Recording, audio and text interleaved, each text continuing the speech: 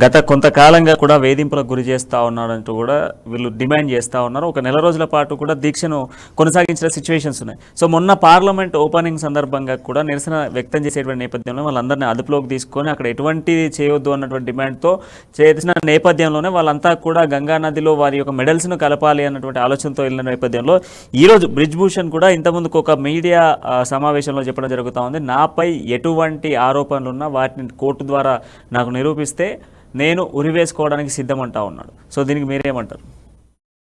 First of all ఒకటి BJP వాళ్ళు ఆలోచించాల్సింది ఏంటంటే, ఒక ఆడపడుచు ఒక ఆడపిల్ల బయటికి వచ్చి తనకు జరిగిన అన్యాయంకి చెప్పుకుంటుందంటే వాళ్ళకి ఎంత బాధ కలుగుతుంది చెప్పరు.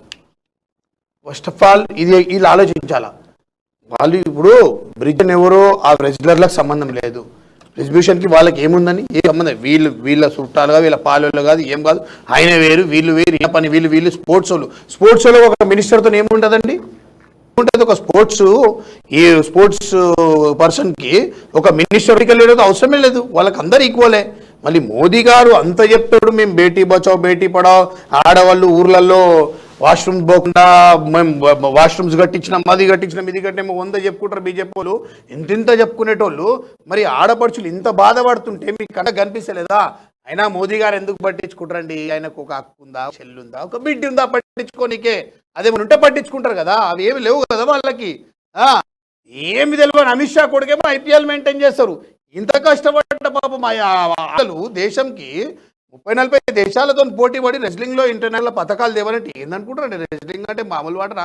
వాళ్ళ కష్టంకి మొక్కాలండి. వాళ్ళ కష్టం ఎంతమంది వాళ్ళది, ఎంత ఉంటుంది వాళ్ళది? రోజు 6-7 గంటలు కష్టపడతారు ఒక రెజ్లింగ్, ఒక ఇంటర్నేషనల్ లెవెల్లో పోయిన వాళ్ళ కష్టంని పట్టించుకోకుండా ఇవాళ ఏమైనా కానీ అని చెప్పి ఆడపిల్లలను చూడకుండా నడి రోడ్డు మీద ఈడ్చుకపోతున్నారండి.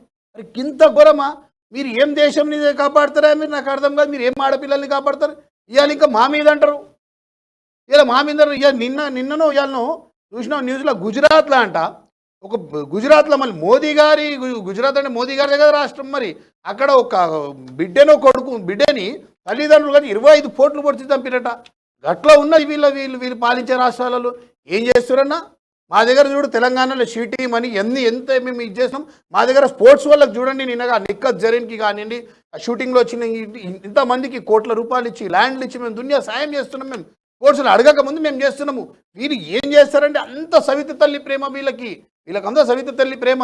వీళ్ళకు కొంచెం జ్ఞానం ఉంటే కమ్సే లేడీ మినిస్టర్లు ఉన్నారుగా. నిన్న చూడండి, ఒక లేడీ మినిస్టర్ ఒక రిపోర్టర్ అడుగుతుంది, ఏందమ్మా ఏం జరిగింది అన్నట్టు ఆమె పరిగెత్తిపోతుంది మంత్రి, కానీ మాట్లాడట్లేదు ఆ మంత్రి. మరి ఇదేనా అన్యాయమమ్మ? ఒక ఆడపడుచులకు అన్యాయం చేస్తే నువ్వు నిలబడి మాట్లాడవా? ఎక్కడ పోయింది స్మృతి ఇరానీ? ఆ రోజు గ్యాస్ సిలిండర్ పెట్టుకుని ధర్నా చేసింది కదా, మరి ఎటువాయి స్మృతి ఇరానీ? ఎక్కడ వాయ్? ఇలా కనిపేది ఆడపిల్లలకే బాధ.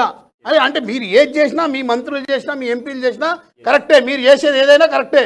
ఎదుటోళ్ళు ఏది చేసినా వాళ్ళమే బట్టగాల్చి మీద వాళ్ళు తప్పే చేస్తారు.